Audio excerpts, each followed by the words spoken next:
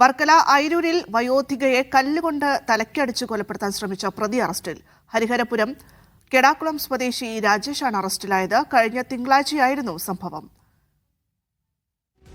അക്ഷയ ചേരുന്നുണ്ട് വാർത്തയുടെ വിശദാംശങ്ങളുമായി. അക്ഷയ, എന്താണ് ഇത്തരത്തിലൊരു പ്രകോപനത്തിന് കാരണം? ഒരു വയോധികയാണ് ഇത്തരത്തിൽ കൊലപ്പെടുത്താനുള്ള ശ്രമം നടത്തിയിരിക്കുന്നത്. പക്ഷേ ഇവര് തമ്മിൽ ഒരു വഴി തർക്കവുമായി ബന്ധപ്പെട്ട് ഒരു പ്രശ്നം അവിടെ നിലനിൽക്കുന്നുണ്ട്. ഈ വഴിയിലൂടെ രമാഭായി എന്ന ആളെയാണ് ഈ രാജേഷ് എന്ന പ്രതി ഉപദ്രവിച്ചത്. വയോധികയാണ് രാജേഷ് ഉപദ്രവിച്ചത്. ഈ വഴിയിലൂടെ രമാഭായിയുടെ ഭർത്താവ് ഓട്ടോയിൽ വന്ന് ഇറങ്ങിയെന്ന് ആരോപിച്ചാണ് ഇവർ ഈ രാജേഷ് എന്ന പ്രതി രമാഭായിയെയും കുടുംബത്തെയും ആക്രമിച്ചത്.